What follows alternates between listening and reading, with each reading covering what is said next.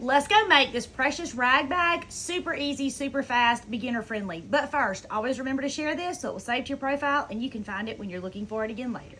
I started with 54 5" by 5" squares and 108 pieces of flannel that are 5 inches by 5 inches. Now, I have 108 because I'm using 2 pieces of flannel. You could do 54 and just use 1 piece of flannel. Totally up to you. The first thing I'm gonna do is take my flannel and put it back together so it's nice and straight. And I'm gonna put 1 piece of fabric face down. I'm gonna lay my flannel on top of it. And I'm gonna put another piece of fabric face up, just like this. And I'm just gonna sew an X across it right here.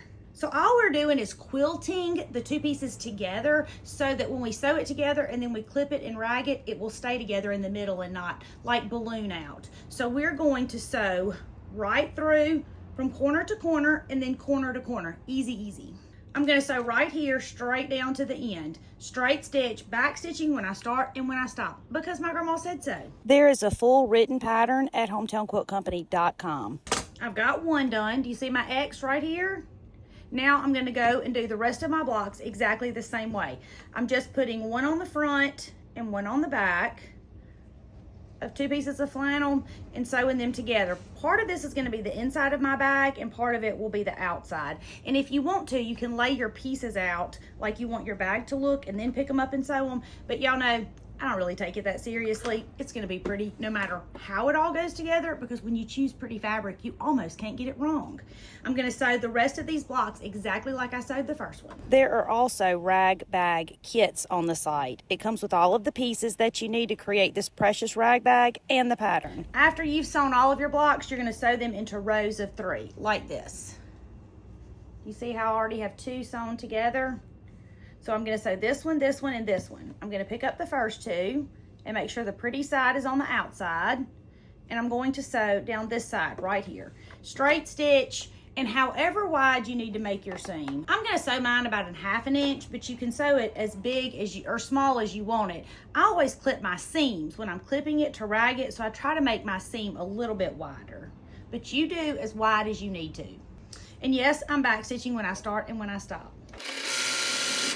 I've sewn these together, and now I'm going to sew these together. Make sure you have pretty sides on the outside and sew your seam a little wider than normal. Okay, after I've done this, I have rows of 3. I have a whole bunch of rows of 3. I have 9 rows of 3 actually. So I have these 3, and then I have these rows of 3, and these rows of 3. Now all I did was take the rows that I've already sewn and sewed them together like this. And that's what created the front and the back of my rag bag. So this is the front and the back. And look on the inside, so pretty. Could easily be made reversible. So here's the front and the back, and then we have these 3 left over. Why do we have these, and what are we doing with them? Well, that's really easy.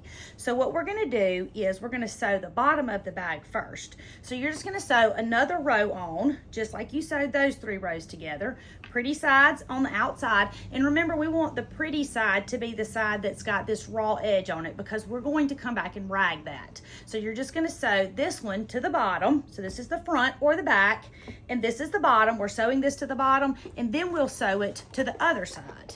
Easy, easy, easy. Straight stitch, a little wider than normal, like always, and be sure you're back stitching when you start and when you stop, because my grandma told me if I didn't back stitch, my stuff would fall apart. The rag bag kits that are available at hometownquiltcompany.com are in a bunch of different fabrics, so you choose one that matches your personality. Okay, we've sewn it to the bottom because see, this is going to be the bottom of our bag, just like this. Now we need to sew the other side to it. So we're going to do it the same way. Pretty side on the outside, and we're going to sew it straight stitch, back stitching when we start and when we stop. This is a great project for when you just need a quick win, something that's easy and adorable when you're finished, or a great gift. Now we've sewn the front and the back to the bottom. So here's what we have. Do you see that?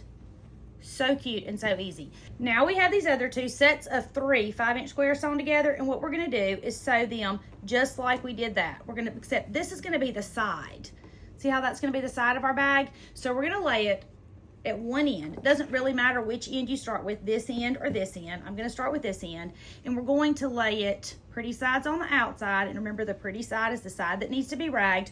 We're going to sew until we get right here, and when we get right here, we're going to put our needle down, raise our presser foot, and turn and sew that until we get here. When we get here, we're going to put our needle down, raise our presser foot, and sew until we get back up the other side. It sounds a lot more difficult than it is, I promise. We're going to sew this with a straight stitch. Make sure your seam is a little wider than normal so that you can clip it without cutting your seams if you have better luck than I do. Okay, so I've made it to the bottom. I'm going to take my right hand, put it on my wheel, roll my needle down into my fabric, raise my presser foot, and I'm going to pull all of my fabric around so that I'm keep sewing straight. And this time I'm going to sew the bottom part of where the 3 5-inch squares meet the side of it. Put my presser foot down, and I'm going to sew all the way to the end, and then I'm going to stop and do the same thing again. Okay, I've sewn across the bottom, so I'm putting my needle down, raising my presser foot, pulling my fabric until it comes up to meet the other side. And I'm going to sew all the way back to the top. And if you've done any portion of this with your presser foot up, that makes you officially part of my club. Because same. And here we go. You see it? Front, back, side, and bottom.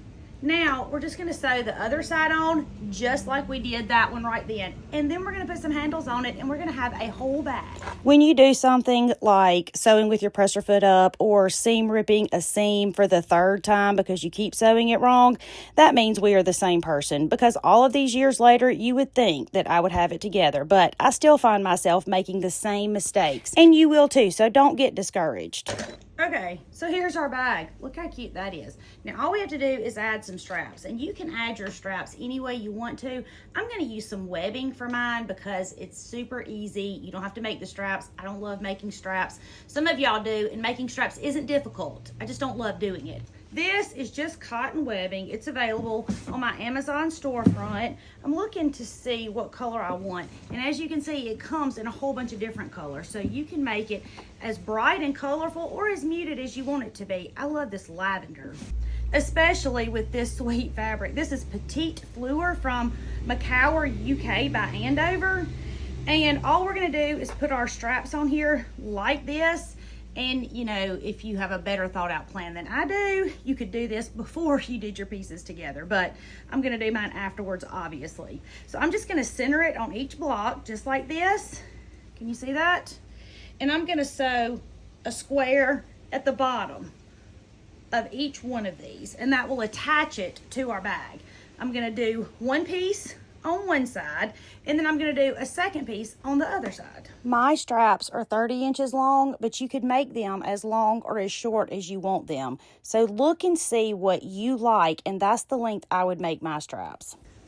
I was trying to use my scissors, and they're not made for this. So I went and got my rag snips. These are Missouri Star Quilt Company brand rag snips. They're pretty snazzy, y'all.